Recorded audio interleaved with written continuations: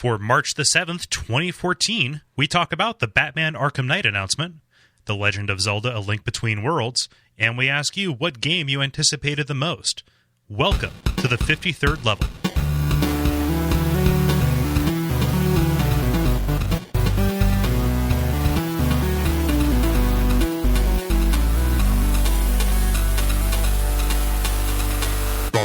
My name is Cole Ross. I'm Dennis Furia. I'm Ben Merkel. And you're listening to The Level. It's a podcast for people who love video games. I forget how we open this show. I go in and I riff a little bit. I say something else. I thank David you guys for being here. What's that? Yeah. So David Pingon is throwing us off. Yeah. He wasn't able to make it tonight. He's our anchor. He's our rock. It's the center. It is the center around which everything flows. But you guys can't see it. He actually upon him. He shoots us notes throughout, telling us exactly what we should say and when. Oh, he writes our script. We're all just really, we're reading his lines essentially that he sends to us. So it's a difficult thing to do without him. Yeah, he works on for Google on the side and fills in the auto suggest. It's the David suggest, really. Just sitting in Cerebro. Oh man, so David isn't here, and just as kind of a programming note, I will not be doing a show next week. If you guys want to do one as like a bonus level, you can, because next week is Dark Souls 2. Mm-hmm. Yeah. So I'm going to be sequestered away from society in order to get everything taken care of there. Because that is a huge event, and so yeah, just giving you guys a heads up that might be a thing. So, are you gonna? I would expect. Are you gonna tweet this? I don't know if I'm gonna live tweet it. I think I'm gonna try and hold in as much of that magic as possible. Okay. I mean, if something's crazy, it's gonna be a spoiler anyway. So I'm probably not gonna go too crazy with it. Yeah. Just tweet like, "Oh, that was awesome! You won't believe this." Why aren't you playing this? Yeah. I can't take the full day off for it, and I don't want to just try to like squeeze it in. Mm-hmm. So I'm almost wondering if I wait till the weekend to go for it, but I don't want to be spoiler inundated either. Yeah. So it's the strategery there is tough. Mm-hmm. Yeah, so I'm never not working. is the thing. There's like no such thing as like I am off right now. So like all that's different for me is I'm just not going to be in the studio. So we'll see how that shakes out. But mm-hmm. Yes. So that is that is the programming. Also, we're going to change up the order a little bit this week, and we're going to do the multiplayer after the grind, of course. So it's going to be news, talking about our little topic here, and then we're going to round out with the things that we have that we've been rounding out this week. I believe you said after the grind. I believe you after. I meant after the brief. Yeah, I forgot the stupid things we call these things. So David didn't type the names in, so we didn't know what it was. Yeah, we're through the looking glass, people. Now it's time for the brief. I said it right that time, where we talk about things that are happening in the world around us. Ben, I have a feeling that you have a story. Okay. Do you want me to steal your story? Well, what's your story? And we'll see if it's my story or not. Okay, cool. So, apparently, a British retailer blew up the spot and revealed that there is a game called Batman Arkham Knight being released later on. Okay, this was not my story, but this sounds awesome. Yeah. So yeah, this was it's going to be by Rocksteady, published by Warner Brothers. Still, it's going to have a drivable Batmobile. And also it's going to have villains such as the Penguin, Scarecrow, Two-Face, and Harley Quinn, who's going to be a playable character, kind of like the Catwoman was. Oh, interesting. You said this was by Rocksteady? Yes, this is Rocksteady developed Arkham Knight. Awesome. Yep. So that's Ben is allowed to like it. Yeah, Ben can permit himself. Well, yeah. Well, also you played Arkham Origins, so I did. You have every right to like be all down on it. So yeah. Well, is there a release date for this? Yeah. So like after this leak went out, and it may have been planned, who knows? Warner Brothers put out a trailer which looks pretty cool, and also there's a release date of October the 14th of 2014. And so it's current gen systems. I'm going to say that instead of next gen. So Xbox One, PS4, and Windows PC. Did Arkham City have Batmobile, or was it all like on foot? No, did not have on Batmobile. Foot or flight. Yes, Arkham City was all about the grappling hook and the gliding. Okay, Yeah. so this will be the fact that it's included makes me think that there is a even larger area to explore. Yeah, or it's going to be a more a less vertical experience and kind of a more like sprawling and horizontal. I'm not sure how I feel about the Batmobile, just because of the way that like so much of the structure of at least the Arkham games that I played, how much the structure revolved around just the fact that you are Batman and just his gadgets. So it would be pretty cool if that was just like if they relied less on the fact that like, oh, this is a car, and more on like, oh, this is like the coolest car. Right. So use it for its gadgetry rather than necessarily just a transportation. Yeah. So one thing is, I think the Arkham games kind of thrive on intimate environments, at least for Arkham Asylum and Arkham City as well. Yeah. But so they introduce a Batmobile. That kind of makes you think that they will have a much larger environment. So I wonder how that'll pan out. Yeah, well, it's going to be a much larger environment that relies more on like, oh, this is like a main thoroughfare, so you're going to be driving a lot. Yeah. No. But You don't understand. The Batmobile is the most intimate environment. You actually accidentally drop your phone down behind the seat cushion, like you do sometimes when you're driving, and you have to spend an entire level trying to fish it out. You get to know the Batmobile very well. I thought you were going in an entirely different direction with that. I thought you were going to say like, yeah, no, Lucius Fox, he got back there and he added like a special compartment for fucking. you ever had like speeding bat sex? What? That's the equivalent of like Superman having sex while flying is Batman having sex in the Batmobile. I suppose, huh? It's the most intimate location. I don't even know. Like the back of a Volkswagen? Ugh, man. It's a Mallrats reference. That's why I went, ugh. Because you don't like Mallrats? No. Kevin Smith, to my mind, had like just all of those experiences have aged pretty poorly for me. So, I see. So that is just my own opinion.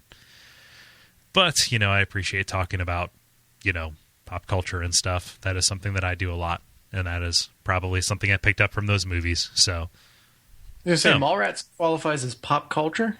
Maybe no, just like the whole thing where like they sit around talking about like Jaws and shit. And that's pretty much what I do at work all the time. So either I'm insufferable or those movies are. It can't be both. So yeah. I don't even know, but that's my story. I'm really excited about it. Yeah, it looks good. I haven't played City yet, but I really liked Asylum. No, like they must have put City on a PSN deal. Yeah, I have to go back. It's one of those things where it's an embarrassment of options for me. I'm curious though, Ben, if that wasn't your story, what the hell is your story? Dude, I don't know, man. I don't know. I have a weak story. I don't even want to share it. I could talk about games that came out today, but that doesn't even seem like much of a story. I just like straight scooped you. Sorry. It's all good. No, actually, I do. While thinking for the past minute, I think I have something that I can talk about. Okay. It is an update for last week's brief where Twitch ended up... The Twitch Pokemon, they ended up eating Pokemon, finally. Yeah. Good wins. Yeah. I guess. And then they were going to do something like 8 or 17 hours afterwards, but I never checked up on it after that. Yeah, they're playing Pokemon Crystal now. All right. Really? Which I think... What's that? Really? Yeah. Huh. And I think Pokemon Crystal is the only one that I've actually played for any length of time. That's the one that is to Gold and Silver as Yellow is to Red and Blue. Is that correct? Like that is the collected and ultimate version of that generation?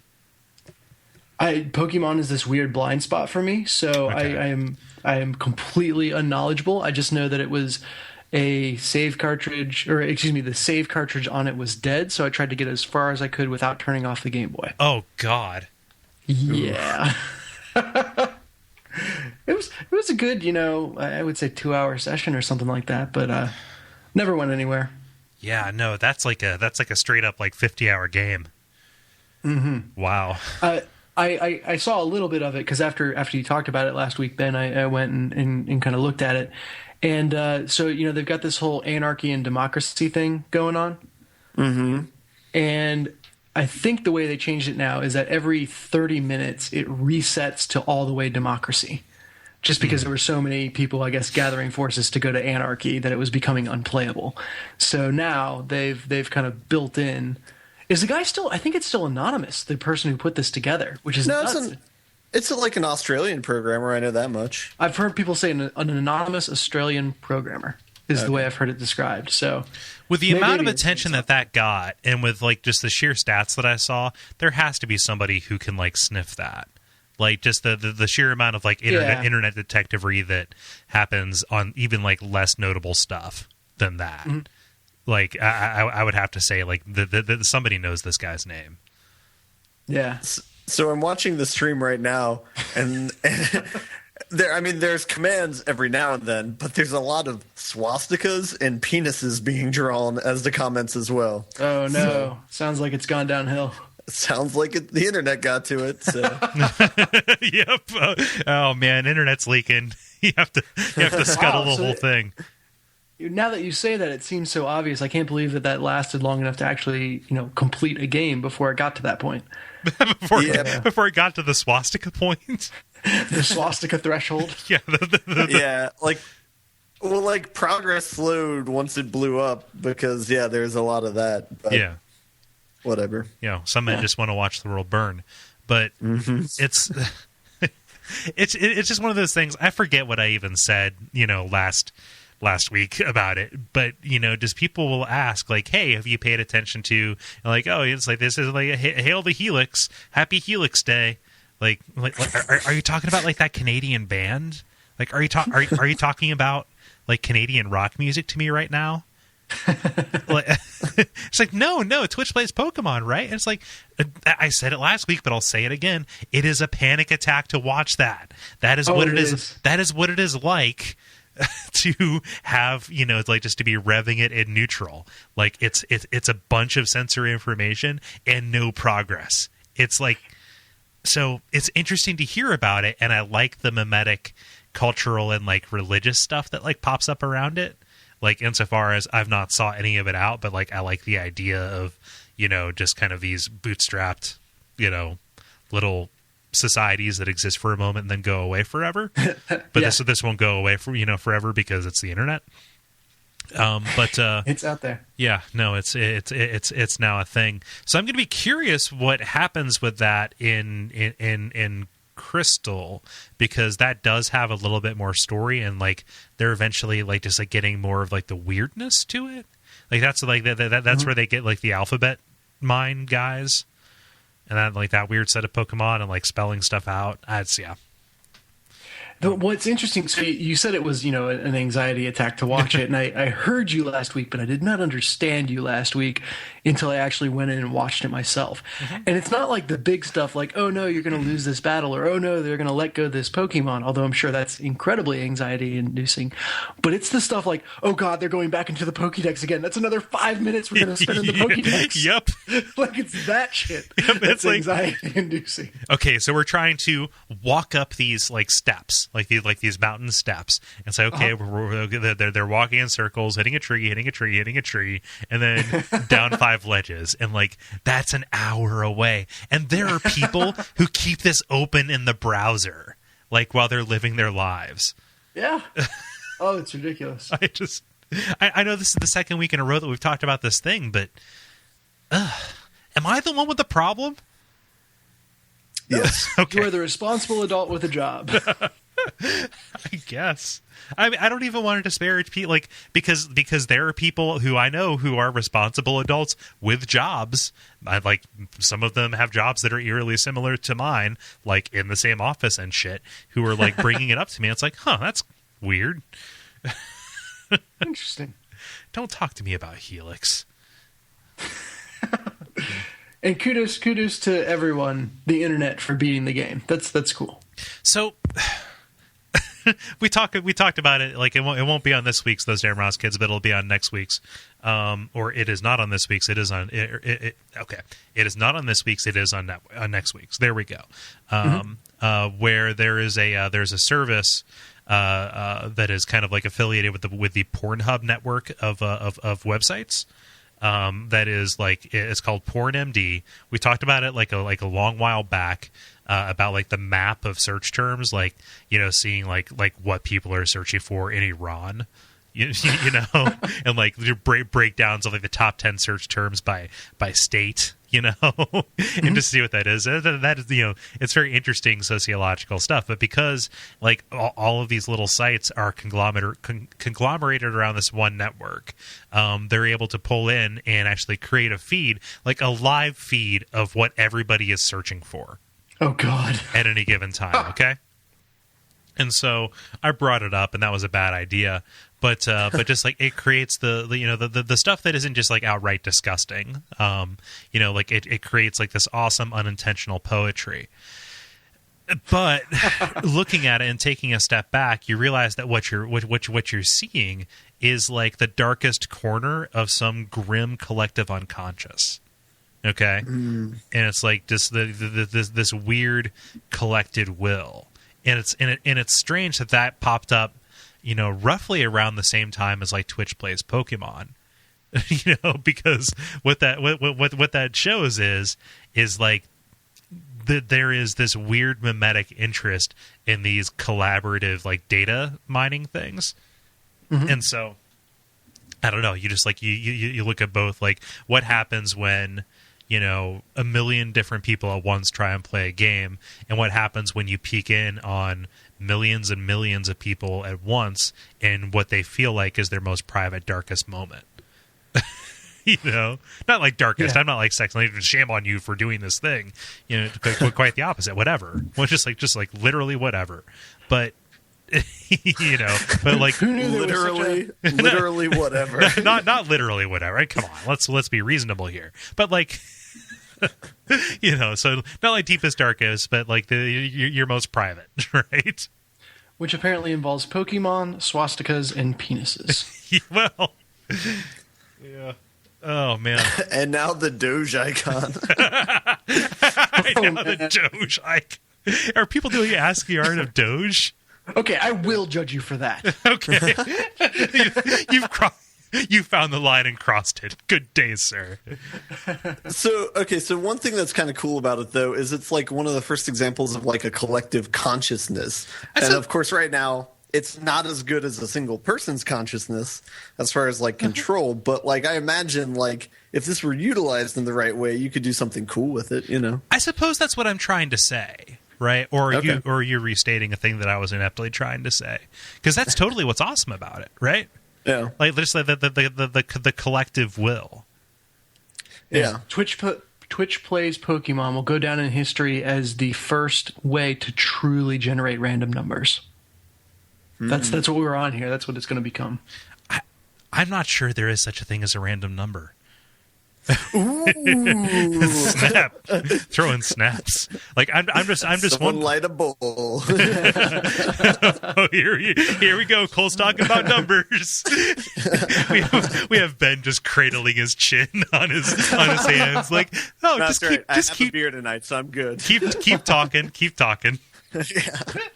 No, but like, so it would have to be like pure like thought experiment, right? In order for it to be truly random, because like what happens is, if there's a threshold that's crossed, if you take away the noise, like what ultimately comes back on that is, just, okay, we recognize our goal is north, so we hit up and we keep walking that way. So with it, like, in order to make it like that, it would have to be, we're getting this into some like 9 hours, 9 persons, 9 doors shit here. But like, just literally sit, and every time this light lights up, hit one of these 6 buttons. and no matter what, and see what happens there, as opposed to... No, that's Twitch Plays Tetris. Oh, no. Like, well, we talked about it. We said Twitch plays Pokemon plays Tetris, right? Yeah. Okay. I don't even know. Dennis, why don't you round us out? Yeah, I will share a story with you, and hopefully you guys will share your games with me, because the Steam family sharing has gone big. It's out of the beta phase, and it's available to all now, which allows you with up to 10 other people to kind of share your library. And as long as you are not logged in, other people who are authorized can go in and play your games. And when you do log in, it gives you a brief window of time to finish up and save before it kicks you off for the original person.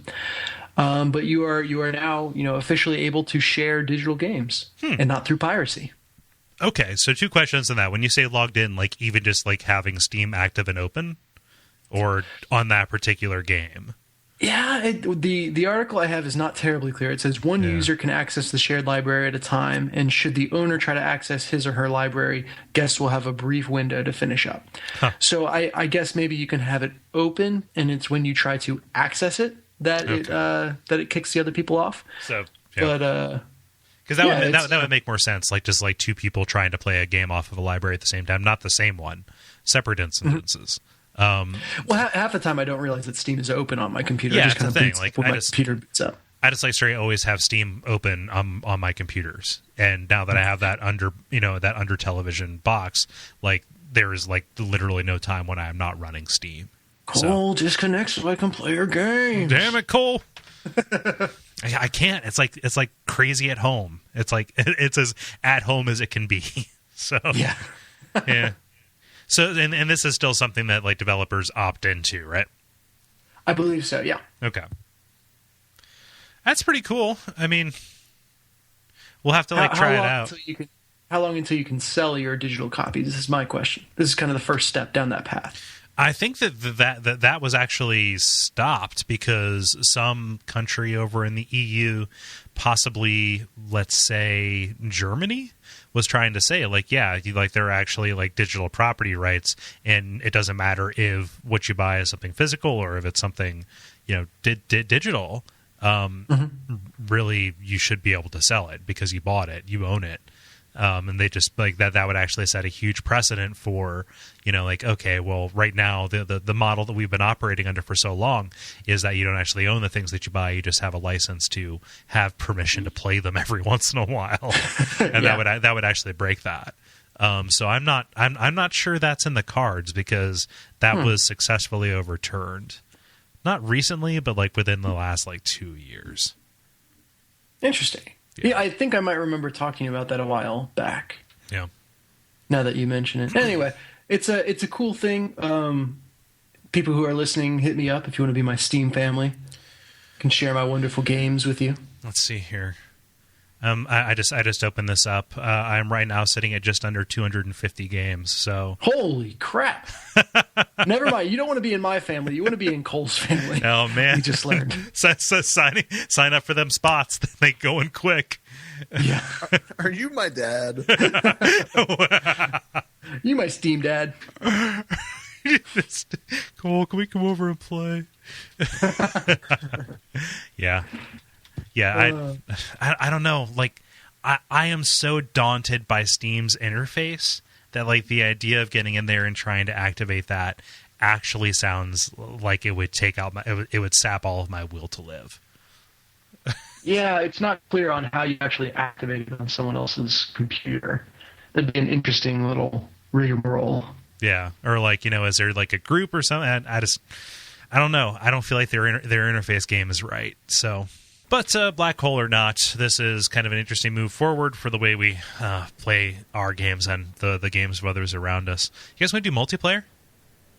Sure. Let's do it. Okay. What's that you say? Which segment? Multiplayer. Oh, this is a different order. So yeah, we realized that we were we were like plowing through multiplayer, and we're just giving this a shot to see to see if it feels better a little bit earlier in the show, and if plowing through some of our what have we been playing section is good as we rush towards our actually ending the episode. Right.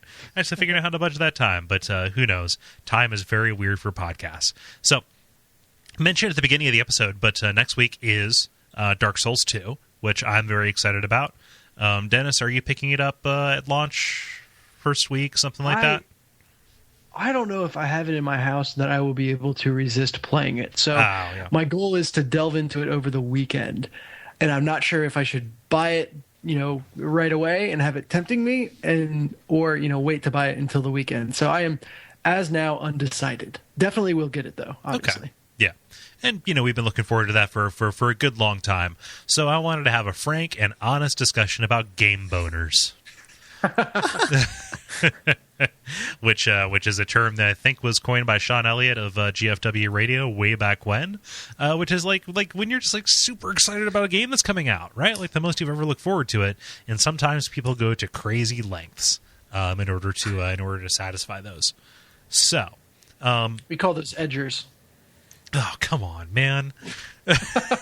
Do you have to bum me out like that? Yes, I want you to hit rock bottom tonight. Yeah. What Dennis is alluding to is the fact that we have had tremendous technical difficulties because there is apparently no goddamn better alternative to Skype than fucking Skype. Sorry. Not that I'm angry. Oh no, it's just the angriest I've ever been on mic. Here we go. Skype is both the worst and best service. So. No, it is the worst and only. Yeah. This is one of those situations where I feel significantly safer doing this over the internet. Yeah. I'm not sure what would happen if we were in the same room with Kole right now. Would you call it a tirade? Would you call it a tirade? That is so generous. That is so kind to describe what transpired over the past 15 minutes. Yeah. Okay. I'm sorry, you guys. You know I don't mean it, baby. Yeah. Hopefully the listeners are surprised and going, "What? They had technical difficulties?" That is what is going through your mind right now, listener. Yeah. So this isn't a ramshackle operation that's been running for just a shade under a decade. Come on. But that brings up a good question. Are you going to edit out Angry Kole? Angry Kole might go at the end. Right. I don't know. I'm afraid that Angry Kole got too real. A nice sour note for the end for the listeners. It's like, you're still here? Well, fuck you. Yeah. Just like you just don't.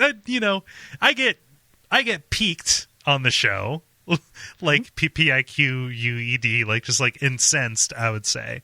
But like, it's so hard to get angry because most of what I feel all the time is just numb. So like when something cuts through the noise like that, and I'm just genuinely annoyed because the product is being hurt and because our ability to communicate with each other. I interrupted you like 7 times, Ben, as you were trying to make a point. Ugh. Yeah. You were acting like me, Kole. I feel bad. I feel bad when that happens because I feel like everybody is let down and it's nobody's fault. Yeah. So, like I said, crossing my fingers that will be a surprise to anyone listening that there was technical difficulties. Hoping. But anyway, Ben, before we continue down this hole and I get sadder, why don't you tell us what Gary says? Sure. Gary says, this hobby is cheap for a patient PC gamer, but the 2 series that buck the trend for me are Fallout and Dark Souls. The only games I pre-order to play day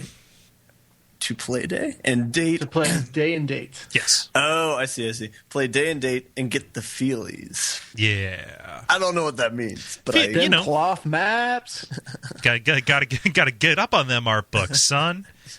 I feel like I slide into that. I don't know if it's offensive, but it's genuinely a very effective way to communicate. dog. Calling someone son or dog. Yeah. It's like, like what could be like probably insensitively referred to as street patois, but like, you gotta get up on them feely sometimes. Like, I am trying to winnow down the number of like physical games that I own, right? Or at least, stanch the tide. Yeah, right? Or physical. Okay, where I'm saying, I guess they're stored on a hard drive somewhere. But yeah, sometimes you want that collector's edition of Dark. I don't even know where I'm going to put that fucking statue, you guys. Like, it has my bed now. I need to sleep on the floor. Yeah. No, I just like I'm very economical with my shelf space, and I'm not sure where it's going to go. So, but yeah, so some of those Fallout feelies are pretty cool. But that is it's always neat when there's something when there's something pulled from the actual in-game universe. Brian says via Facebook, yeah, Dark Souls is it for me too. It's almost like our audience is like self-selecting or something. Everybody who couldn't put up with that is like way gone, like 3 years gone. Let's be honest. The only people who can put up with just the pain and drudgery of this podcast are those who like Dark Souls. Jeez, I don't know that anybody like. It's funny to joke, but hearing it out loud like that makes me feel real bad. No. We're the Dark Souls equivalent of the podcast. Nah, dog. Nah. That was what I was going to see. You can say it in a pithy way. Yeah. There you go. And not like a hurtful way. Okay. I'm not actually hurt, right? We love ourselves. Don't worry. We're not gonna. Yeah. Nothing drastic here. We're not gonna like go on hiatus or whatever. Don't worry. So he says, I don't typically froth at the mouth for new video games, but I haven't been as excited for a game since I haven't been as excited for a game since I was a child. I have both consoles collector's editions coming to me on release day, and due to the recent Amazon fiasco with the potential that the games could not be here or would not be here until Thursday, I made a backup pre-order with Best Buy to ensure I got the game on release day. I'm also taking the week off of work, a thing I've never done for a video game before. That is devotion, Brian. Mm-hmm. Like, I could never do a pre-order through Amazon. I could never do it. I just know it would not get there on time. I know something bad would happen. That is like, you want to talk about an anxiety attack. The idea of pre-ordering something that I really want to play through Amazon or any online service is just nerve-wracking to me. Which is a nice segue to mine. Go.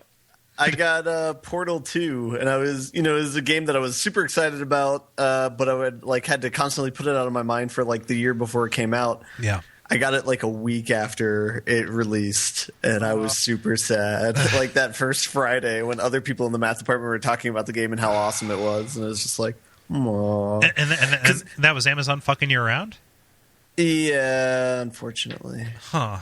You should still use the Amazon link, but... Yeah. Not for pre-orders. It's like... Well, it just sucks because if it's late, you're already committed to getting it through that service. So you can't... So here's a life hack. Here's a life hack for you, and I've actually done this. Not even just with Amazon, but just with I got the thing here, but I wanted to get it over here.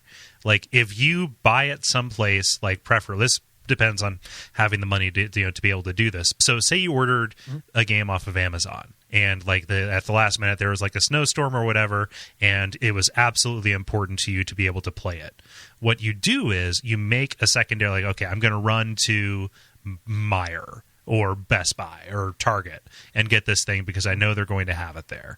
I didn't want to do that. I didn't want to have to make the run or the errand. There are many reasons to get stuff from Amazon, and I very much subscribe to those. But then when your Amazon copy arrives, it's going to be shrink wrapped, and then you just take it back to that store and return it.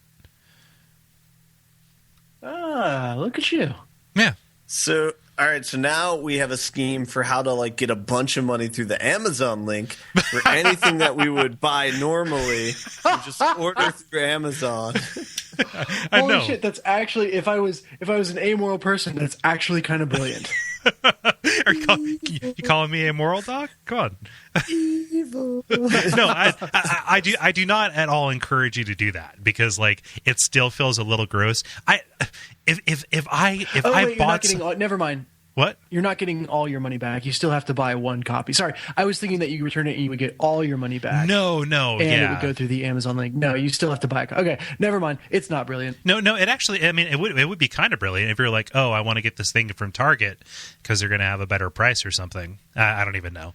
But it would be, if your sole goal was to get us that 4% or whatever, then yeah. But I would not say go do this thing. But like I've done that, like just like for PC games and stuff, where it's like, all right, so I'm going to get this and then I'll get the other one and take it back. I feel gross. So if I bought something, if I bought a human heart, thinking that it was going to save my life, and I opened the box, and inside that box was just a big old dump. Like, like this box said heart on the outside. It didn't say a big old dump on it. I should probably return this. Like standing in line at that customer service, like counter, and like going up and saying, yeah, totally got this. Thought I was going to save my life. There's a dump in there, not a heart. Maybe it's your guys' bad. I'm not entirely sure. Like even if the store is flagrantly in the wrong, or like just any of those kind of things, returning anything is just a social interaction that is fraught with judgment and like the need to like make an excuse and just crippling anxiety. Sure, sir. Are you sure you didn't want a dump? I mean, many people use dumps for hearts. Yeah, and generally prefer it. Are you sure that you didn't really want this? Yeah. So, do you want cash or store credit?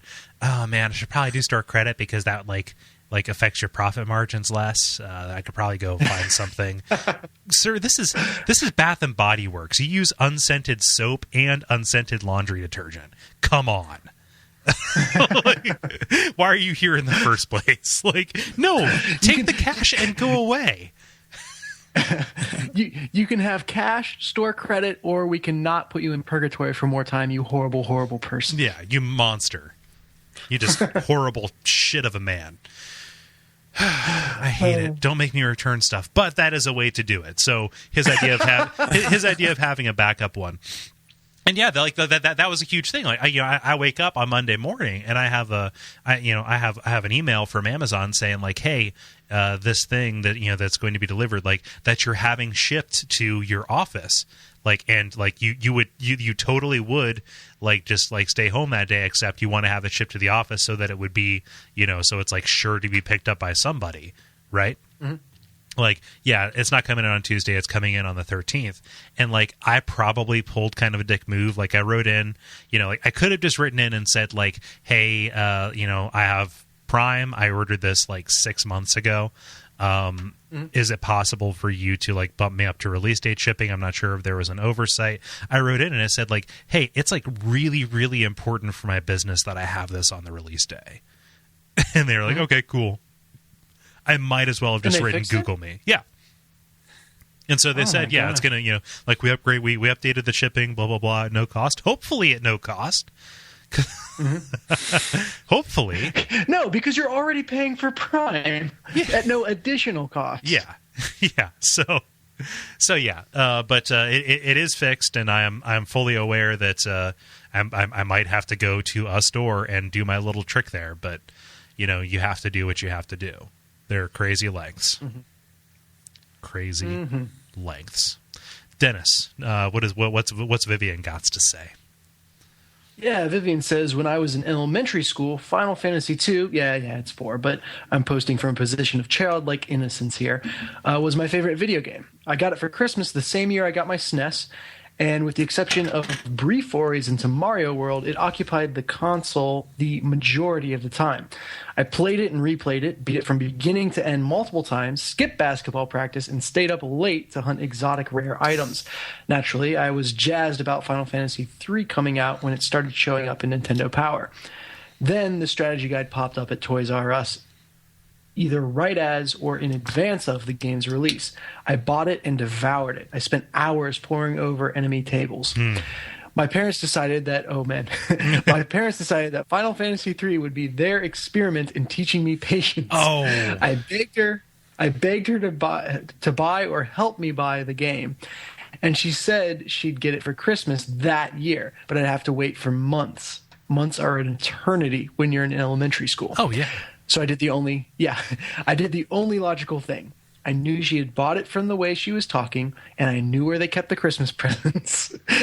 So I broke into the locked closet where they were stored, rifled through the packages for what looked like a SNES game, and quote-unquote carefully, to my childhood mind, extracted Final Fantasy III. I managed to get through the big Narsh battle sequence over the next day and a half before Mom realized my clever ruse. She was angry, and my parents took the game from me, but thankfully they didn't decide to make it a harsh lesson, and it showed up under the tree on Christmas morning to my excitement and their laughter. It's still my favorite game of all time. That is an excellent story. And I'll cap it off saying... or Vivian caps it off saying, my exit strategy, of course, would have been to beat the game and then neatly replace it in the package. Never mind that I didn't have any clue how to wrap a package, much less with my mom's level of skill. Yeah. There is something about a mom's ability to wrap presents that is simply you are unable to match. There's some magic that goes in there that cannot be replicated. And it's probably going to be her who places it under the tree, like, we're going to make it so that everybody's like gifts are like roughly in the same spot. Like, it's going to be wrapped with care and placed with care. And like, that's weird. It looks like is that white around the, like, is this paper frayed? Ah! Like, sound the alarm. Like, you're going straight to jail. Yeah. Can I make a confession, guys? Yes.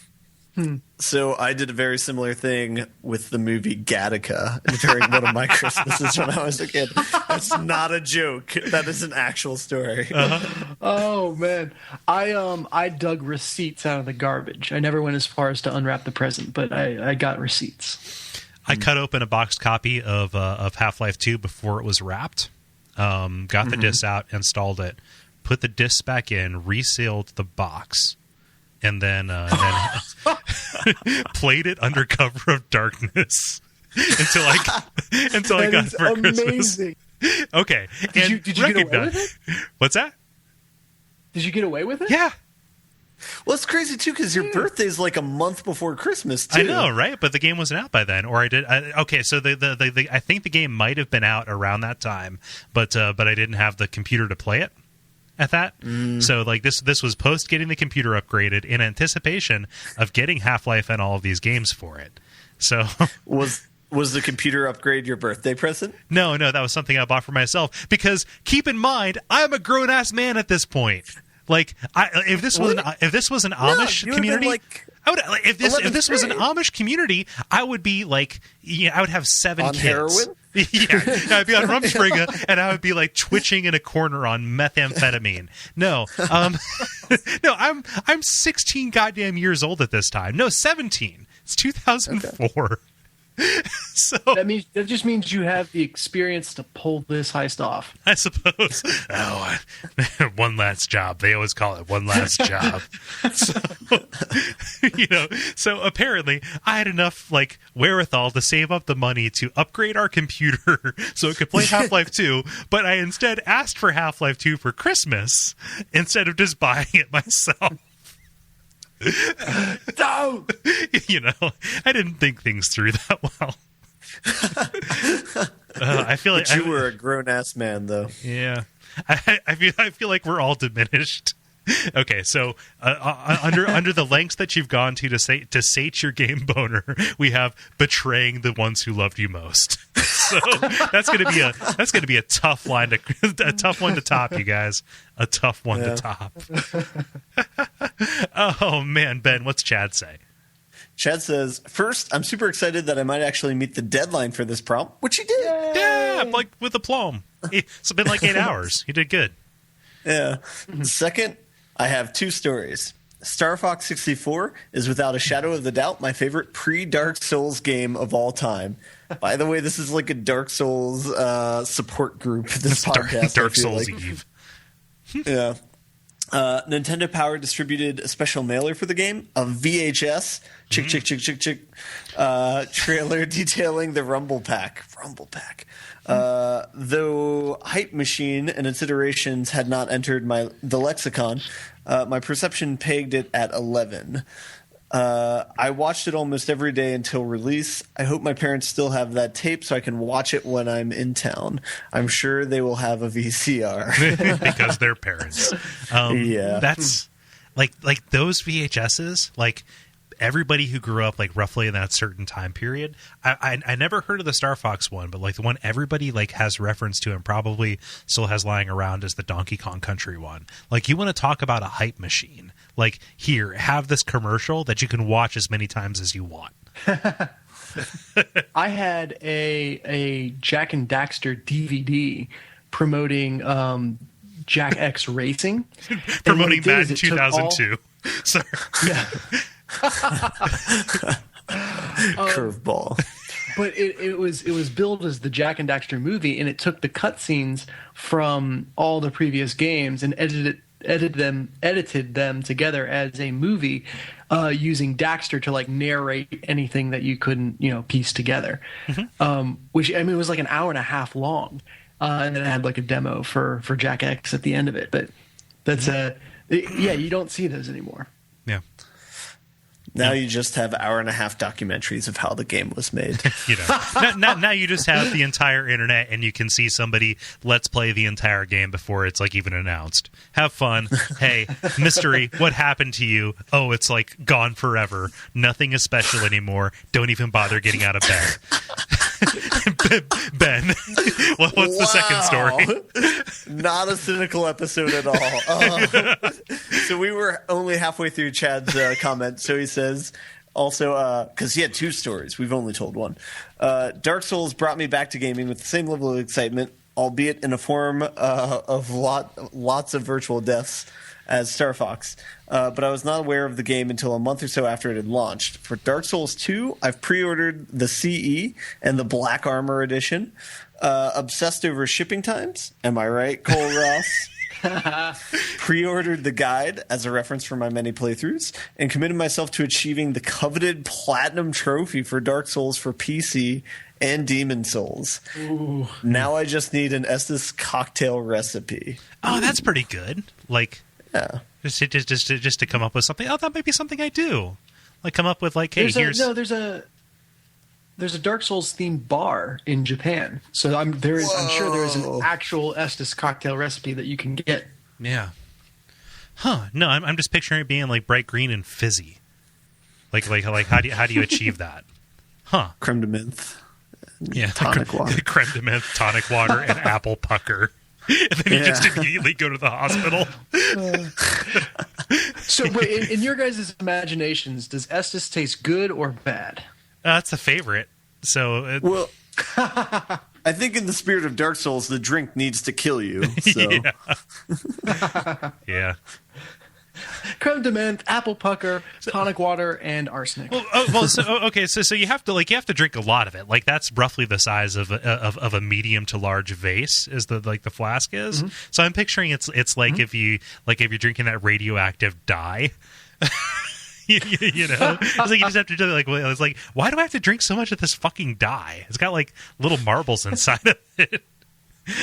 Oh, Dennis, how about you, game boners? Yeah, I think so. I was going to say Uncharted 3 until Vivian reminded me of the game boner that I stoked as a kid for Spyro, the original Spyro game. And it was because I actually got the game lent to me from a friend before I owned a PlayStation. Mm-hmm. And this was another, like, I was going to get it for my birthday. And I got the game, like, 2 months before, and so I had the strategy, or not the strategy guide, the manual memorized and just paged through it again and again and again. You know, I probably read that thing 60 times before I actually got the game. And the one thing I remember, just the biggest payoff, was the first time that I charged into a wall and the controller rumbled. I did not know that was a thing, and so I like jumped out. I was like, "Oh, there's a ghost! Oh, guys, come here!" Like, it just like the most unbelievable level of excitement. And this game is so futuristic and amazing. It's even more than I could imagine was packaged down to a little rumble. So that's the one that I was reminded of.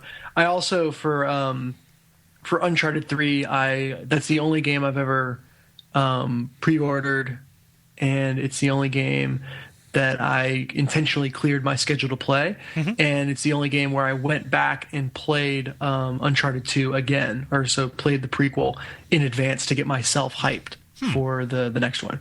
And then, of course, Uncharted 3 was a total letdown compared to the level of hype. That's what I was going to say. That turned out to be a bad decision in hindsight, because then you remembered how awesome Uncharted 2 was. Yeah. Right. And then so I played Uncharted 2, which is the best game in the series. And then I read all the reviews. It's like 10, man, marketers, 10. It's totally in the back pocket of the industry. Yeah, no, it's a shame. And then I got the game, and it just never could live up to that level of hype. Yep. But look at the water, Dennis. Look at the water. Yeah. That was Uncharted 1. Ugh. Look at the set pieces, Dennis. Look at the set pieces. Yeah. So if Chad can have 2, then I get 2. Look at these weird fucking horses. So. Yeah. Let's just keep going. So Quentin says, I remember I went nuts when Halo 2 was coming out. I had already read the novels, had the soundtrack CDs, and beat the first game on Legendary several times. We even watched the gameplay demos over and over. The day before / of the midnight release, me and my friend played through the whole game again and went straight to the mall, which had the GameStop roped off from the food court with mall cops surrounding us to keep us from running into the large, abandoned halls, Dawn of the Dead style. Awesome. Yeah, that's I remember the Halo 2 launch well. I did have a game boner stoked for that, and I remember I was like helping out at like a family friend's wedding, and my GameStop, everybody who was involved in this is no longer with the company, or they were fired long ago, so it's not that huge of a thing. Like the shipment was there like a week in advance, and then like the assistant manager was like, yeah, you guys can take this out if you want. I was like, really? Okay. I was like, who can I hitch a ride back here with? back to like get this thing. So like I played Halo 2 like 5 days before the rest of my group did. Nice. Yeah. So like by the time the midnight launch came around, I was like, oh, this is just a shitty thing I have to work. And then that's what every midnight launch became. Yeah.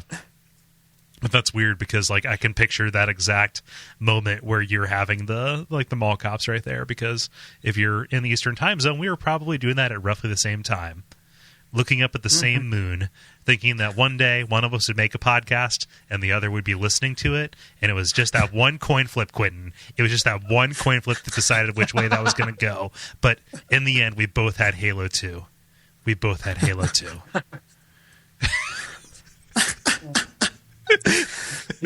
The unintentional poetry of the Duckfeed network. Yeah. Oh man, I forget who goes after me. Dennis, what's Joseph say? Yeah, Joseph says, in a completely surprising turn of events, definitely Dark Souls. It's like it's on people's mind or something. Yeah, it's like we're coming up on the launch or something. I pre-ordered it last May. To quell my anticipation, I've been playing Dark Souls and Demon Souls nonstop. Yeah, that's a good way to pass your time. Cole, have you been? I mean, you obviously went through Kingsfield. Have you gone back and played any of Dark Souls and Demon Souls in prep, or are you going into it fresh?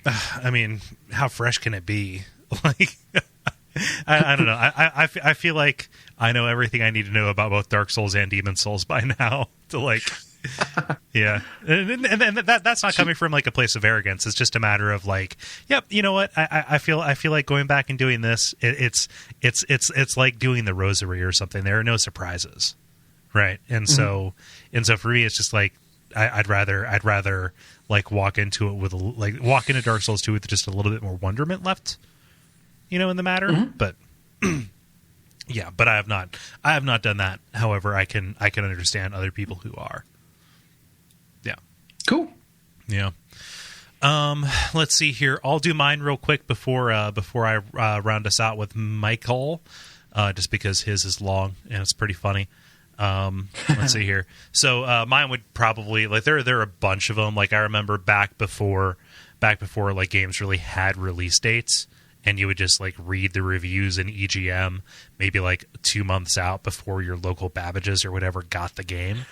Like, Yep. two in particular, and I believe I've talked about these multiple times before, but Mega Man Legends and Pokemon Snap, I was just a fucking menace to that Babbage's, like calling every single day around the time when I knew they got their shipments, saying, "Hey, is my pre-order in on this?" And they said, "No, we'll call you." I was like, "Well, you guys didn't call me before, blah blah blah." I just didn't trust them to do it. And so, for both of them, and I'm roughly like 10 years old at this point, right? And so, like maximum Pokemon, maximum Mega Man Legends, like all the time. Well, the one that was actually like made an event for, and the one like if I was to point to like that is how like I anticipate a game, like Rock Band, like for sure, because that came out on my birthday. Like I made sure I was working the midnight so I'd get it first, right? And like I came home, I played it all night, like carrying that massive box through Clifton because I had to park like 4 blocks away. Like getting it set up and playing it, and like having people over to play it, and like just like couldn't drink then, but totally was drinking, just because that's what you do. And so like buying Mass Effect at the same time because fuck it, it's my birthday, right? and so it was like, wow, chill. That's a good spate of games right there. Yeah, it is. Like both on the same day, both on my birthday. What's up? Life is awesome. So like that was pretty good. And like, so if we're talking about lengths, here's a story that I think I've told. But like about 2-3 weeks before it was like around Halloween time. I remember we were carving pumpkins, and the Guitar Hero 3 demo came out. And I was like, I downloaded it. I was playing like Tenacious D's The Metal or something like that. And my Xbox red ringed. And I'm thinking, am I going to have to buy a fucking Xbox so I can play Rock Band? Because I'm not sure if I RMA this, if it's going to get back in time. So like what's it going to be then, eh? And luckily it came like the day before. Brand new Xbox that promptly died like 2 months later. But yeah, but that was a harrowing 3 weeks of my life that ultimately worked out for the better. Yeah, it's funny you mentioned the whole thing, bringing it home. There is a real magical period when you weren't driving yourself, when you bought the game from the store, and when you were being driven home to play the game, where you could rifle through the manual and look at the cover art, and you kind of lose that once you're transporting yourself. Yeah, it's just sitting there on the. We're assuming the games ever still have manuals now, but yeah, you always got that new game smell though. Yeah, that wears off once you realize that like what you're probably smelling is like the chemicals that the disc was treated with, probably a little bit of formaldehyde, and then like if you're extra special lucky and it's like a special edition, maybe some weed from the person who packed it with care and with his own 2 hands. Yeah, but that is a spell. It is associated with new games. I'm sorry to be a bummer. Like the Skype demon has taken over me. It's taken me over. We're allowed to have an angry episode. This is like the damn it. One out of whatever we were at, 53. 1 out of 53 we're allowed to. One out of 53. Be full of piss and vinegar. Yeah. Okay. So you guys get at 106. So let's see here. We're gonna finish this out with Michael. Via Facebook, who says, I was illegally imprisoned without charges for 30 years on suspicion of espionage, with only an exceedingly grimy Atari Lynx and the occasional trip to the prison's robotic pizza arcade to tide me over. My successful escape from the facility in 2002, the first in history, allowed me to attend the black market launch of Crash Bandicoot 2, Cortex Strikes Back, at an underworld fishmonger. Although I was caught 36 hours later, slumped over a noisily decorated refrigerator box after completing my 3rd playthrough on the PlayStation, I had surreptitiously wired into the back of a coin-operated miniature television. Shortly after, the prison was shut down, converted into a theme park, and I was moved to another facility. Several years later, I was given the opportunity to help a bookish but crazy-eyed chemical weapons specialist from the FBI break back into that prison in order to forestall a terrorist attack by ex-military thugs who were angry about capital gains tax or Wyoming or something. In exchange for helping... Wyoming. Yeah. In exchange for helping this unconvincingly nebbish fellow navigate a series of elaborate and hilarious traps, I would be released just in time for the launch of Fable 3. Needless to say, I was turgid with excitement. And also, at the very end, right before the credits, you found the microfiche showing who killed JFK in the leg of a chair, in the leg of a church pew. Boom. All this for Fable 3, which is going to be a severe disappointment. Yeah.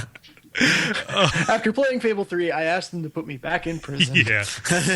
But it was real cool when you like timed out running through that fire hallway, you know? Mm-hmm. Yeah. Especially the way it was a replication of the Crash Bandicoot level. Very, very interesting. Yeah, Sean Connery. I'm just trying to figure out if you know what he's referencing, Dennis. No, I have no idea what he's referencing. He basically just told us the plot of The Rock. So what? Yeah. That was not turned into a theme park. Well, no, it's a tourist attraction. Yeah, see? It's just enough degrees off. I've seen The Rock too. I should know better. the Rock 2, the re-rocketing. No, The Rock 2, a machine for pigs. Oh, you got me. You got me. So Michael continues. In all seriousness, I was really excited for Majora's Mask when I was in middle school. My family was without any surplus means, so I tended to play games at friends' houses throughout most of my childhood. For this reason, I didn't get to play a lot of lengthy single-player experiences. When I was 12-ish, there was a guy in college who let my friend and I hang out and play video games in his apartment. Sounds sketchier than it was, trust me. I was about to say, what kind of like college dudes hanging out with 12-year-olds? Come on. One of the games he had was Zelda Ocarina of Time, and I remember getting up really early on Saturday mornings, letting myself into his flat, and playing it for hours until somebody wanted to watch sports ball or Bible chat or something. When Majora's Mask came out, my friend and I pooled our meager savings and bought the game. This guy was away visiting his family for the week, so we were a couple of little asshats and let ourselves in, not through the now locked door, but by taking the screen off of his bedroom window, sliding it open, and basically playing the shit out of the game for a few days on our own. It was a terrible way to take advantage of his hospitality, but we fessed up when he came back and made amends. In any case, it was a reprieve from crazy home times for both of us, so I looked back on it with a kind of fond embarrassment. Sorry, I know it's late, I just wanted to contribute regardless of yeah, no, I'm happy because somebody else was excited about Majora's Mask, which apparently doesn't happen. Like, apparently people don't like that game, and it's like just heartbreaking to me. Yeah. Can I do a segue shout out? Yeah. Or like something this reminded me of.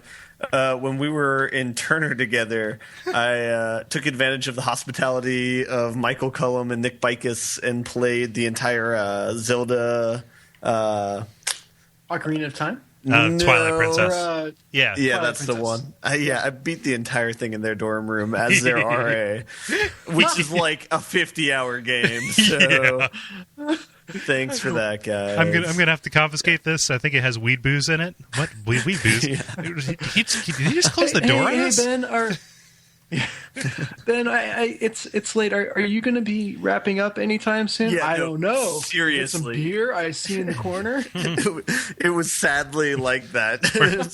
We're like entire days. Yeah, that is funny, huh? Also, we need to have David read the first part of Michael's post when he's back on the show, because that feels custom made for David. Yes, it does. So thank you everybody for writing into that. I was happy we were able to give it all of the time that we did, because there's some good stuff in there, and I think that as we are all waiting on the edge of this old era with bated breath for the new era that is about to come next week. It is nice to look back and reflect, and sometimes look to right now and say, this is the most excited we've ever been. So if you want to participate in that is facebook.com/thelevelpodcast. Prompts usually go up sometime on Tuesday, usually like in the afternoon, and we record then. Blah. guys want to talk about what we've been playing? Have you given a single moment's thought to my responsibilities? The grind. Now it's time for the grind, where we talk about the things that we've been playing. Damn it. Does anybody want to volunteer to go first? I'll volunteer. I've got two short things I can get out of the way. Okay, cool. As long as you're okay with that, Ben. You sounded a little hesitant. Go for it. All right, cool. First off, I bought the expansion pack for the Star Wars Pinball game. Oh yeah, which I'd gotten free through Vita or through PlayStation Plus, and so this marks the first time where I'm choosing to give additional money on top of the base amount per month, I guess. Yeah. But it doubles the number of tables, so you get 3 extra tables. There is one that is themed after Episode 6. There is one that is like, Starfighter Assault. So it's like X-Wings and TIE Fighters and stuff. And then the final one is themed after Darth Vader. And the second two, the second and third two, the latter two, the Starfighter Assault and the Darth Vader table are really, really good. The Episode 6 one is kind of a bust. But the other 2 tables are good enough that I feel it totally justifies the extra investment. Specifically, the Starfighter Assault table is really, really cool because it's a pinball table, but it's got like a fleet building / RPG aspect to it. That's crazy. And yeah, and it's really I don't know exactly what all the mechanics are behind it. But as you complete different actions, you can build credits and build your fleet. And then by activating a certain mode, you can spend those credits to upgrade your fleet, which will then have different advantages as you try to complete more difficult missions, which is really, really cool. It also is a great example of kind of making the most out of the fact that it is a virtual pinball table, because when you activate certain modes, they will have actual like battles between starfighters going on above the table as you're playing, and it lends itself to this great feeling of chaos. Because you might be trying to shoot a ramp to turn on the turrets to support your starfighters, and you can actually look and see the starfighters flying above, and you're hearing like, we need turrets now, split S, get down out of the way, we need turrets, where's our support, blah blah. And it adds to the intensity in a cool way that you could not do unless it was a digital environment. Yeah, that's a crazy metaphor. That's a crazy metaphor to lay over pinball. Yeah, it's pretty awesome. Yeah. So if pinball is your thing, I've raved about this, just the base tables before. Definitely check it out, and the expansion is worth it. If not just for that one table, that's totally awesome. So you mentioned a table themed off of Darth Vader, and I only bring this up because I'm looking at a picture of it right now. I clicked away. Yeah. I clicked away from our Facebook page. So somebody that I work with, he's an illustrator, one of the most talented artists I've ever had the fortune to know, let alone work with.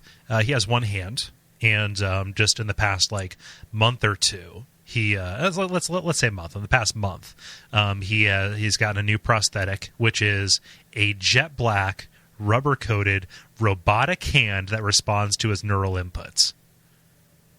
Nice. And it makes noises. And so he gets it. That is amazing. And he did assets for one of the videos that I worked on, and I'm listening to the sounds. I'm like, like these robot noises that I'm hearing in this video, because it's a video about robots. They sound really good. I asked the sound guy, what'd you source on that? Because I'm always curious about where they get that. You can never tell if it's Foley or what they're going. We just totally got this illustrator up here and just mic'd his sound, or mic'd his hand. Oh, that's cool. Yeah. So you're talking. It is his right hand. It is the most Darth Vader ass looking hand I've ever seen, and it is just the best. Nice. That's really cool. And I'm looking at a picture of it disassembled and being worked on with a screwdriver, and it looks like Luke. having. I'm sorry. It's so No. You might want to practice with a hot dog, buddy. What? Oh, you haven't seen the robot chicken Star Wars? No. When Luke gets his new hand, the doctor finishes fixing it and then says, "You might want to practice on a hot dog." Buddy. You're talking about masturbation. Okay. Hey, Cross the finish line. High five there, buddy. So, oh man, what's the second one?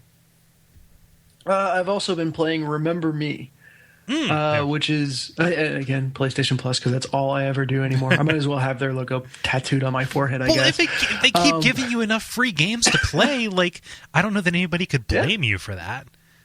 I mean, I could because you're hurting the show. We're weaker as a unit because of you. But okay, you are the weakest link. Goodbye. That's right. For sure now. Games anyway. But yeah, so it actually, if I remember correctly, it was critically panned, and for good reason because the game is super unfinished, and there's a lot of things that just. Like, for example, there is no mouth animation on the majority of characters. Yeah.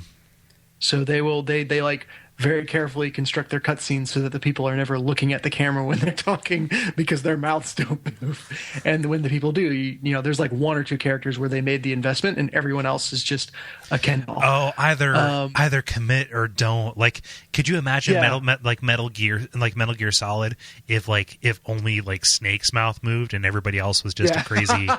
No, don't do that. Yeah. Sorry, I didn't mean to cut you off, but. No, it's an apt comparison. So there's a lot of stuff like that where, it's like, man, you guys must have run out of money and time, or like, if this game had another, 6 months, it would have been so much better. So there's a lot of just broken stuff. I couldn't recommend that you go buy this game, but the idea behind it is really, really interesting, and some of the mechanics are really cool. So it's basically like everything is Inception. Is the concept of the game. Like everyone's got a little computer in the back of their head that stores their memories and allows them to have interfaces with the things around the world. And because of that, it's super easy for, not easy, but certain people can hack memories. And that's who you are. Only when you start the game, trope, your memory has just been erased. Mm-hmm. So it's kind of cool in premise. The two unique things the game does mechanically is one, the whole memory hacks. And I've only come across one of these so far. And I don't want to judge it too much until I've experienced more than one of them. But the idea is that you basically watch someone's memory. And so it's like a cutscene, but then you can rewind and fast forward back through this cutscene and change things at certain points to kind of change the way they remember things. And then based on what you change, the cutscene will play out differently, and you try to change the right sequence of things to, have them remember what you want them to remember. Mm-hmm. So I don't feel bad about it. This is a very minor spoiler. But the first one, for example, a bounty hunter comes to take you in, essentially, and you change her memory so that she thinks she's coming to help you. Right. And like to defect to your side, essentially. And so that's a really cool idea. The problem is that it's not necessarily fun, which, and again, I can't put my finger on exactly what it is. I think the problem is that it's just a little too obtuse what the exact changes, what effect they will have. So it's like, oh, hey, I see because this icon popped up that I can change this spot in the memory.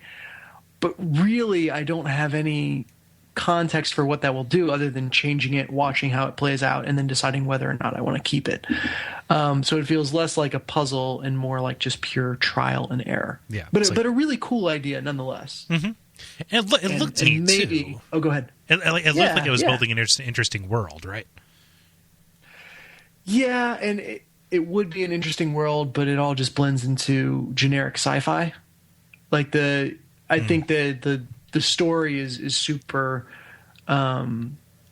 bad. It does not flow well. It's not clear why you're doing. And the concept of, hey, a world where you could access people's memories like you would a flash drive has a whole bunch of really cool implications. But I think we talked a couple of weeks back about how so many times in video games the idea of what's going on is so much cooler than the actual execution. Yeah, and that's the case here. The other thing that makes the game really unique is the combo system. Which allows you to modify every single attack combo that you have in the game. And the way that works is that the button presses stay the same, but you select what effect each button press will have. So there's like your basic damage slot, and so you can have all the attacks just do basic damage. But then there's also a certain attack that will do less damage but will regenerate your health. And there's an attack that will basically speed up the cooldown timer for your special abilities. And based on where you put them in the combo, they get more powerful the later they are in a combo. And the idea is you have complete control over what effect goes where. And it works fairly well. It creates these really cool risk-reward situations where, for example, I had a combo where I put a healing a slot at the very, very end, which meant that if I could get to it, it would give me a huge health boost. But that meant I had to pull off the full combo to get the benefit. And so that was I hadn't thought about it. I hadn't thought it through. I put that as my healing thing. I was like, oh, it's good. I'll put it at the end because I want the most healing. But then I would get myself in trouble and not be able to pull off the full combo and die. So I had to move it earlier in the combo. So it's a bunch of interesting stuff like that. They also make it so that you can interrupt your combo with a dodge at any point and continue the combo after the dodge.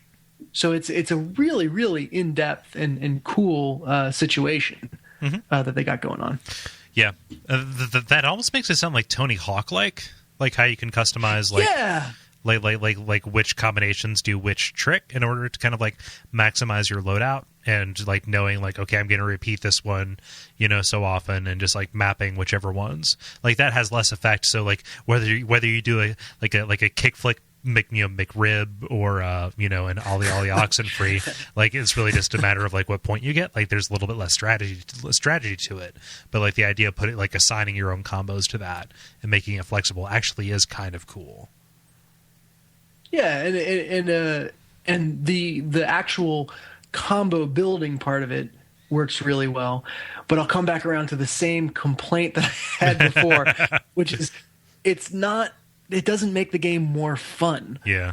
And maybe it's just because it's not difficult enough that I really, really have to strategize with how I'm laying out my combos.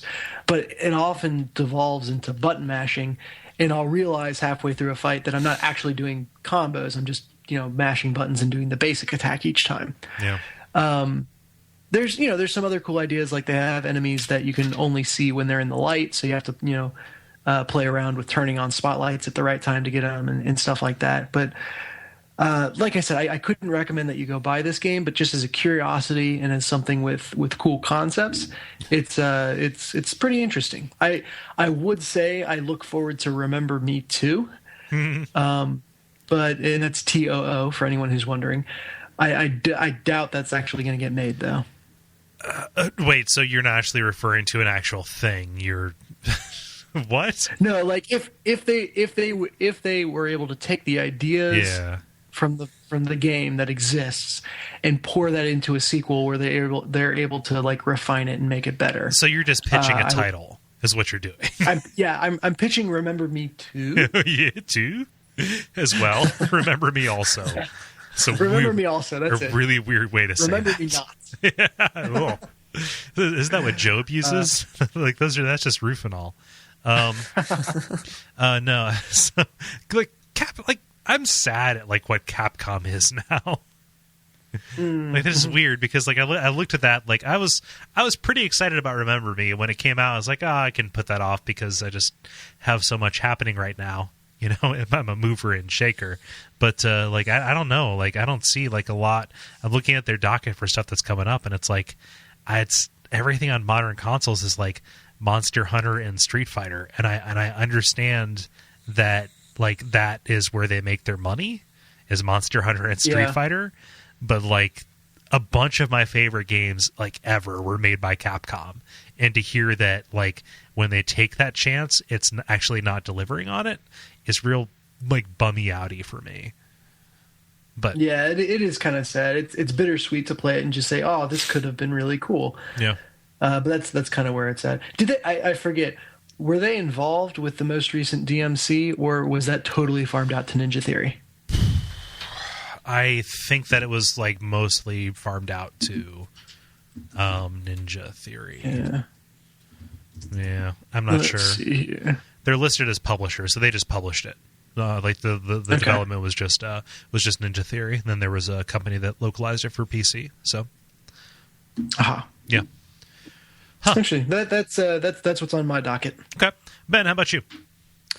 Yeah. So I don't have as much of what I've been playing as much as what I'm going to play right after this podcast. But hey, I picked up. Good. Yeah. Yeah. Say? No, as I was saying, I was going to add nothing by saying we talked about this before we recorded.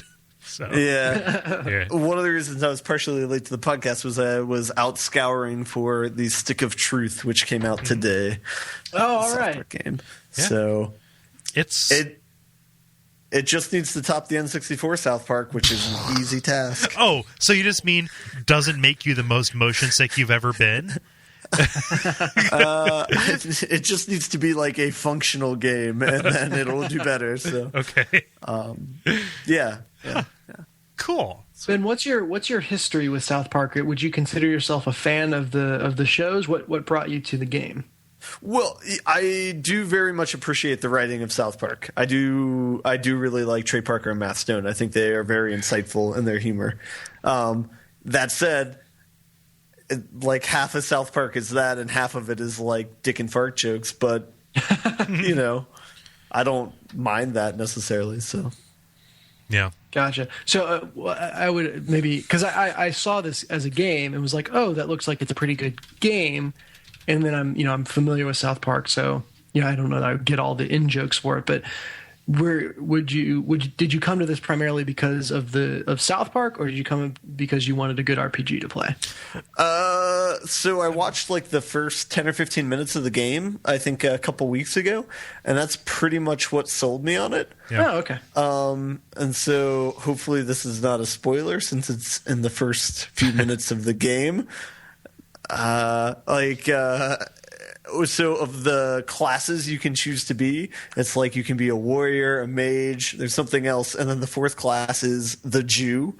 And so it seems like, even though I'm not trying to make light of I don't know, casual anti-Semitism. Yeah, exactly. It's nice that the game is nailing the tone of the show. Yeah, which is a joke from one of the episodes where Kyle was a paladin, but Cartman just said you're the Jew, and so the Jew class in this is just the paladin. So yeah. Why do I know this? That's fine. I know that no matter what name you put in for your character, Cartman will refer to you as douchebag. So yeah. It's because you need a nickname. Yeah, that's classic Obsidian. There, yeah. Hey, it's Obsidian, right? Like, it is a full blown that is what Obsidian does, and like when they're doing really good stuff is developing under somebody else's IP, right? Yeah. Cool. Alpha Protocol was good too. Oh yeah, no, but like they were developing with Chris Avellone. Like, how can you go wrong with Chris Avellone? Like on dock, like you can't. So weird. But yeah. I'm kind of excited to hear what you think about it. It's getting like I kind of, because it was in development hell for so long, like for years and years. And when what was that publisher? When THQ went out of business, people were like, okay, so what's going to happen with this? Like I pretty much gave it up and like stopped being excited about it. Just because, there's no sense being excited about something that's never going to come out. But like seeing how well it is reviewing, like some site like Giant Bomb gave it like a perfect, which is crazy. Oh, you're kidding me. Yeah. This is one of the few games that I've gotten without like researching reviews of it beforehand. I just had heard enough to know that that people have been saying it's good. But yeah, So we'll see. Yeah. Rolling the dice on this. Yeah, like it it doesn't matter at all, but at Metacritic's at about 74, which is fine. So, actually, I think it's in the 80s on Metacritic because I looked it up because somebody at work today said it was in the 90s, which is not true. But yeah, I wasn't even seeking this out, but I just saw like a post on Joystick that was like, here's our meta review of like, here's our score and here's what everybody else is kind of saying about it, and that's where I saw like that people were just kind of going nuts with it. Huh. It is an 86 on Metacritic as of now. Weird. I think that I'm looking at. I am just looking at Obsidian in general, which is at a 74. So hey, they beat the curb. There you go. Yeah. Very cool. Cool. Dennis, can you talk into your microphone? Also, is there anything else that you have been?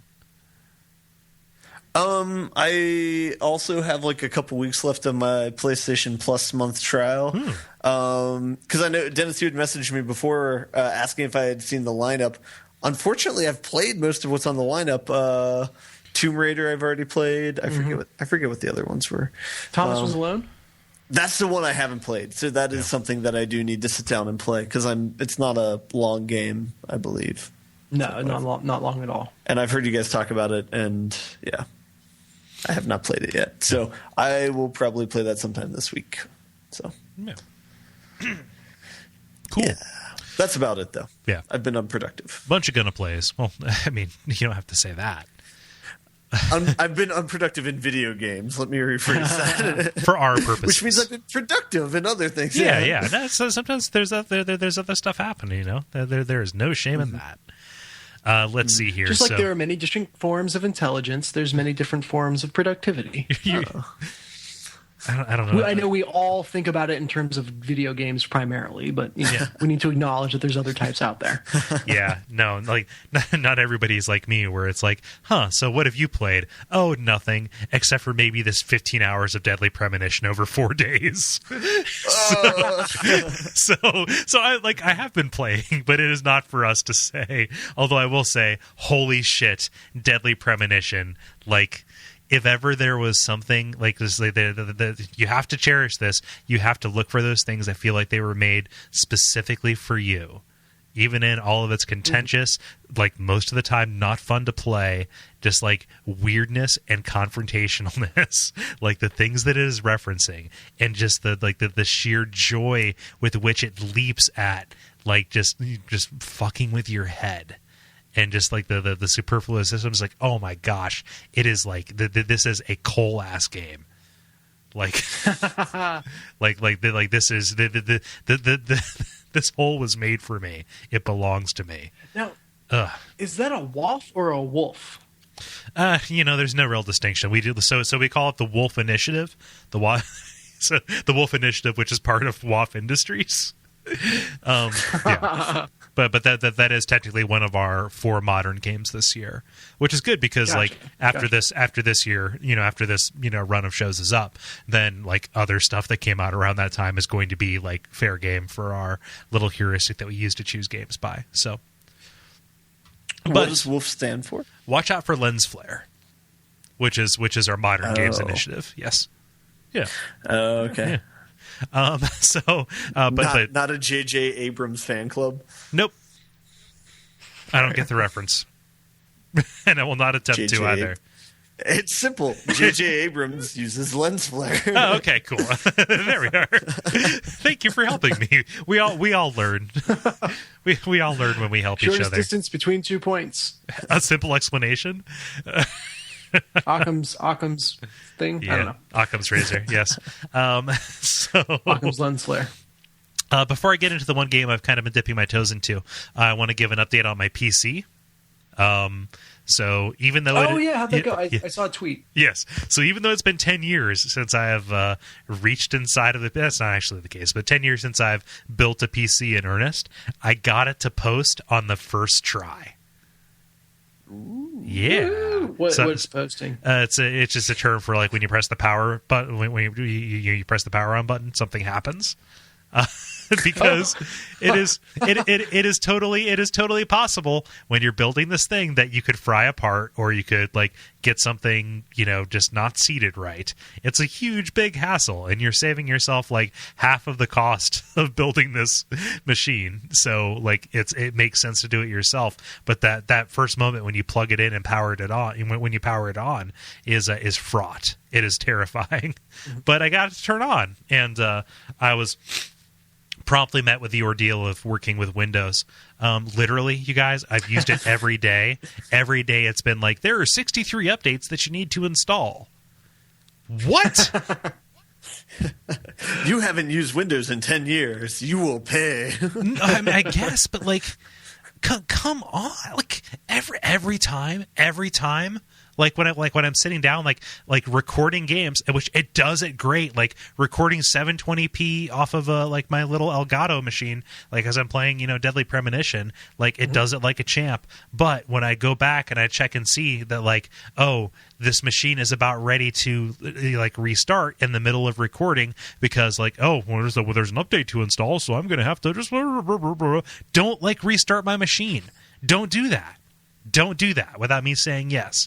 Well, you didn't have any input for 15 minutes because stuff was happening. Yeah. God, so angry. Ugh. I wanna meet the person who made that design decision. Yeah. And just tear them limb from limb. And this isn't me being like you thinking. This isn't me being shitty because like anytime you say something like, oh, I like using a Mac, Windows doesn't make sense to me, like that is seen as like a vaguely political statement or an outright political statement, and people jump on it and say blah, you snob, blah, whatever. But that is a stupid decision to just be like, okay, like we're gonna give you 10 minutes to like not have this restart. Mm-hmm. Yep. But that aside, like when you just it works great. Like the specs on this thing, oh my god! Like so it came with a free copy of Assassin's Creed 4, which is kind of the most like technically demanding game I could throw at it. Like running it on the highest settings at like a buttery smooth frame rate, like. Nice. And when I say highest settings, I mean like better than like PS4. Would you say Data Assassin? No, I wouldn't say that, Dennis. You know me better than that. Come on. Just give me this. Just give me it. I can't. If I give you this one, what's waiting behind it? I'm saving you from you. Slippery slope fallacy. Damn it. Fallacy. But yeah, no, it's so great. Have you been playing Assassin's Creed 4? I did like the multiplayer tutorial. It's super goofy because I guess I didn't do the single player because I haven't played Assassin's Creed 3 yet. I don't want any let's see here, story spoilers on that.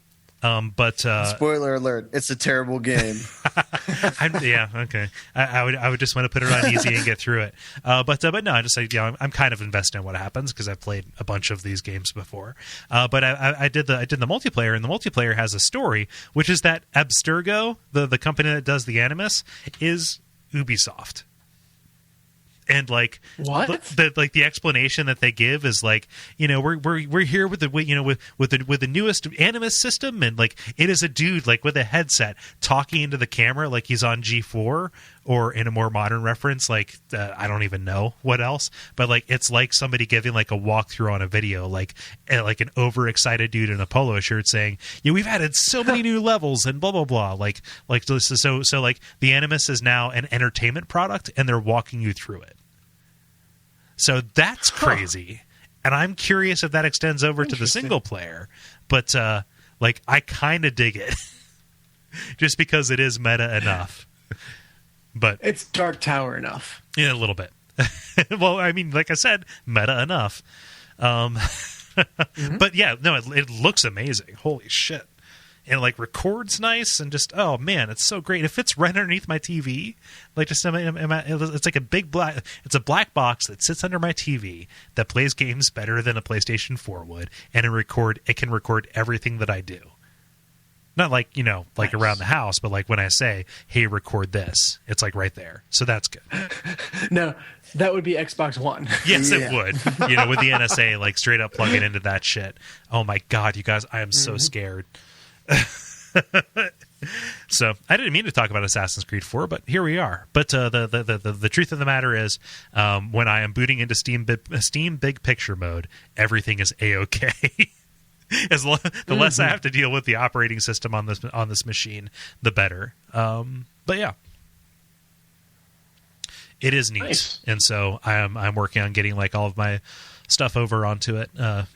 And I'm playing it with like controllers, so there's some stuff that's like, okay, I'm going to need my keyboard to play this, and that'll be on my MacBook in my actual like office. But anything that can be played with the controller is played over there in the living room, as it should be. Yeah. So that's good. I'm glad it worked out. Me too. Otherwise, I would have wasted $1,000, which like is super like that is super cheap for a gaming PC. Like, I don't know how I spec. Like, I put a lot of time into speccing it out, and how long have I been talking about doing it, right? But like, I get like less than $1,000 to do this, so I hate talking about money. Like, I feel mortified that I even brought that up, but like, it's pretty reasonable. Like, if you're making like a dedicated machine for this to like actually have it, I don't know.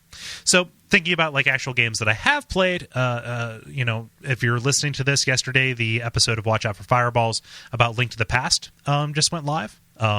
Hint, it is an amazing game that everybody should play because it is absolutely perfect. Like, you guys have played it, right? Have you? I have not. Zelda's another one of those blind spots. Yeah, Nintendo in general, I think, for you, we've established. Yeah. Ben, how about you? I know that you're a Zeldite. I have not played A Link to the Past. Wow. So I don't say this by way of chastising you and being like, oh, dude, how can you live? But like, I think that if you, just fired up an emulator or something and went back and tried it out, like it actually would be a very like educational experience. Especially, Ben, with you coming at like the later games. To see some of it. I'll play it if you watch The Wire. Okay. I've been meaning to for a while, so I just have to dig up my old files. Well, like how much will it take to get you to start? You got to get through season 1, and I'll start playing. Okay. Oh, that's a high bar for entry. Not really. There's 5 seasons, and I know that if he gets through season 1, he will get through season 5. Even when they own the docks. It won what? Sorry. Yeah. Okay. Oh yeah. Okay. Yeah. Yeah. When it kind of takes a dive there. I know. Don't worry. Well, yeah. That's a relative dive. Yeah. See like a whatever. Breaking Bad. Don't get me started. Like a Breaking Bad season 3 dive. Yeah.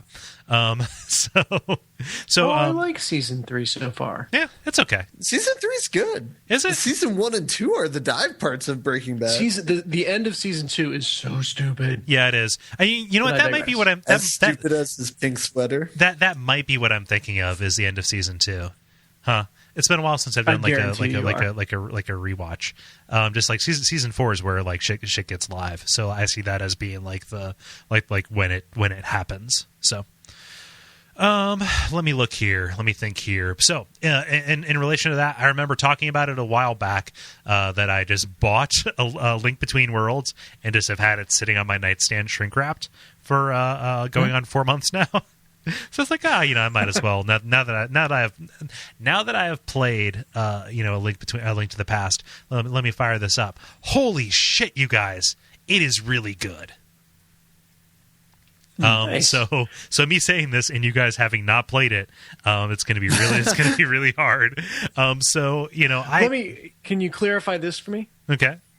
Oh, sorry, not to interrupt you. I had a clarifying question. No, go ahead. Is it a sequel to A Link to the Past? Is it a remake of The Link to the Past, or what? How does it fit in?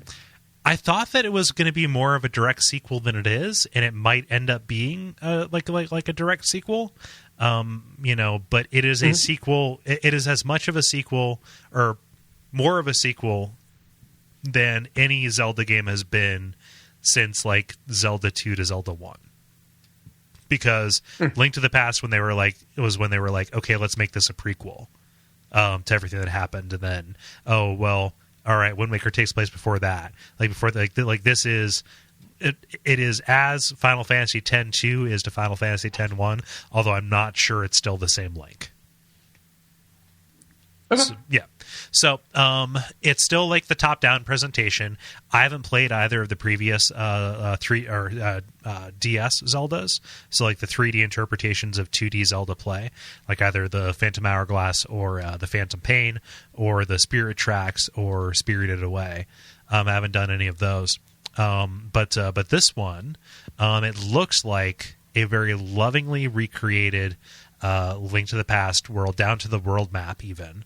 But they've changed it just enough, and like some of the dungeons that I'm going to are the same, and some are in the same locations, and some of them are different. I haven't gotten to phase back and forth between the light and dark world yet, but that is totally a thing that is going to happen. And I know that is the case, and it controls really, really well, and it looks great. It's snappy. I was worried that it was going to be like sluggish because it's in 3D, but it's like super light and super snappy, and it changes the formula enough to update it.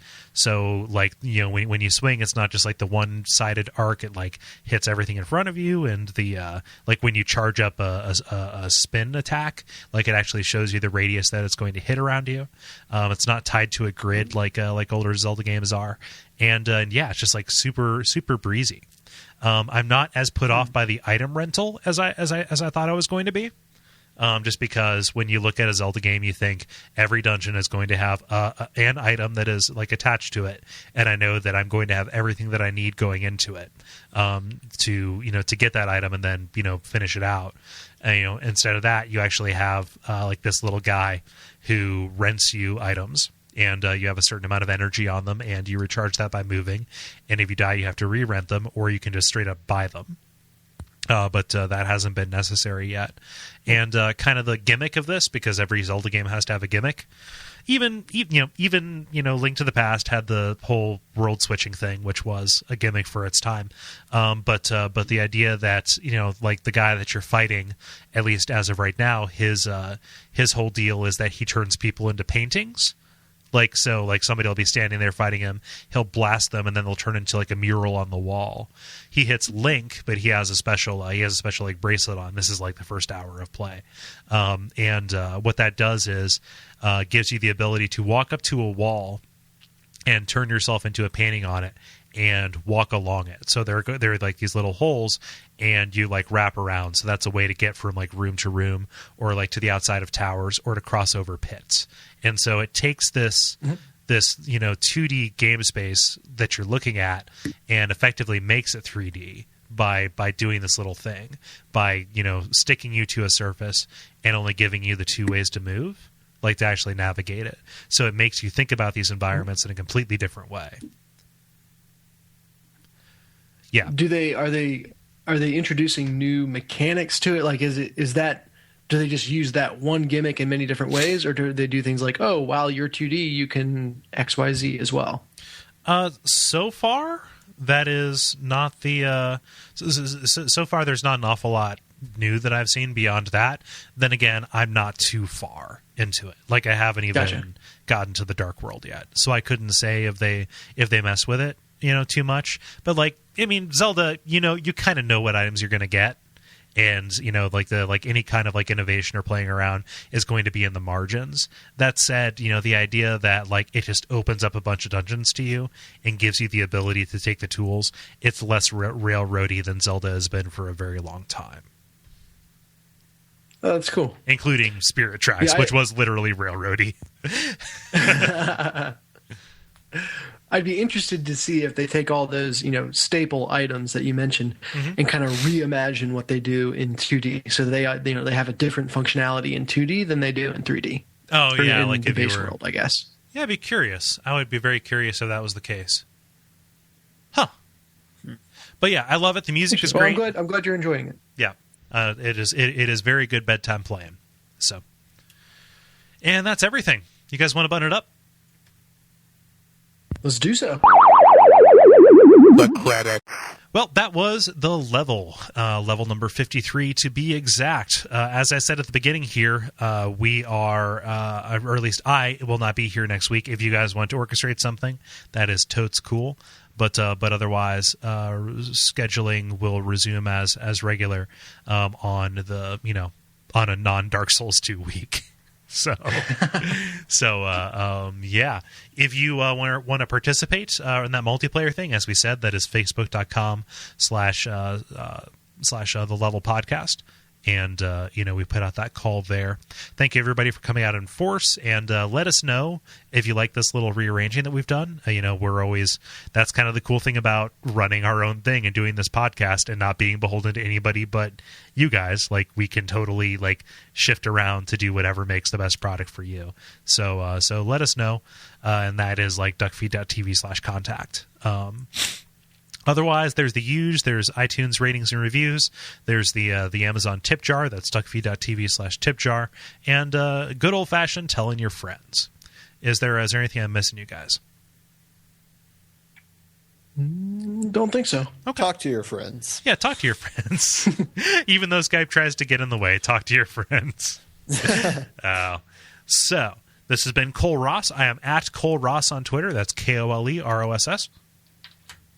I am Dennis Furia at DFuria on Twitter. I am Ben Merkel at Merkelizer on Twitter. And until next time, just remember, this wasn't a cynical episode at all.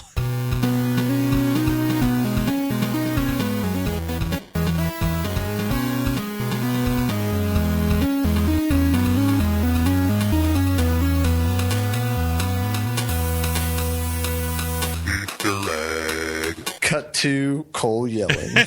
God damn it! Fucking thing sucks. Fucking garbage is what this is. Skype. Okay.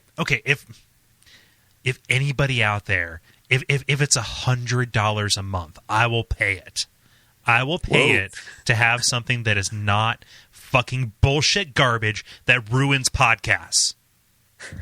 I'm sick and goddamn tired of having to deal with this fucking shit every single time I hop on this goddamn microphone.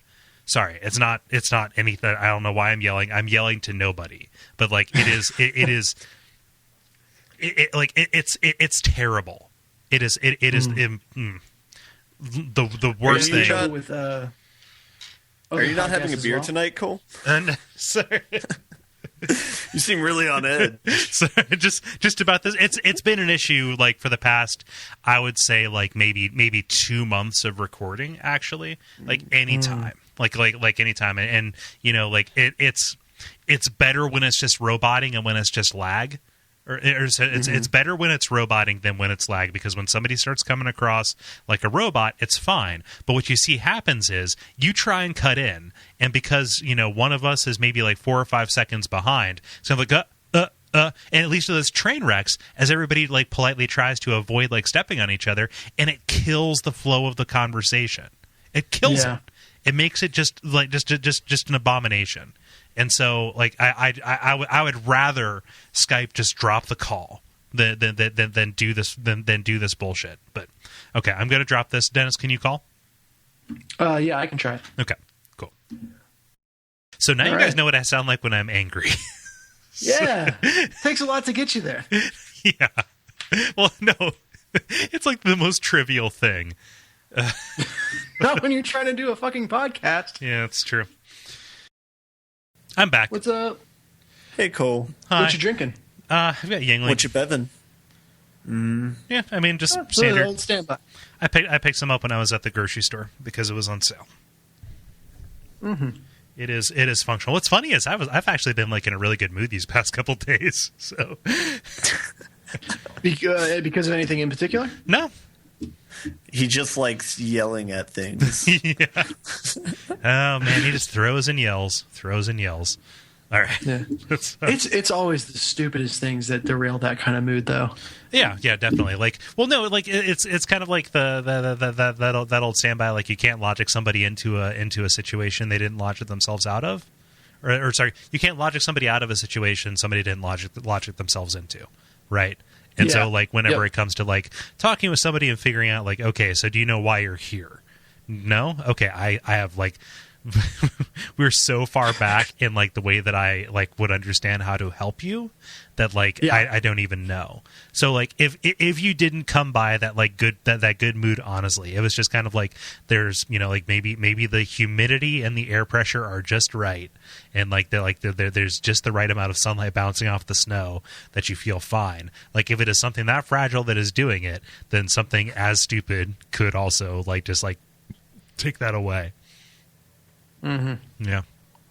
Well, hopefully it doesn't stay away. Yeah, no. I wouldn't even say I'm that mad because like we've been recording and that was fun and like we had no audio quality dips. Knock on wood. All right, let's let's do this. All right, let's go ahead and get her rolling. My name is Kole Ross. I'm Dennis Furia. My name is Ben Merkel. Ben, you know we're starting. I was mid-bite when you said let's start. I'm sorry. Okay, so We don't have David to slow us down and give me eating time. Let's Crept up on you. Let's retake that just because it is. Right. It's fine. Hold on. Let me know when you're good.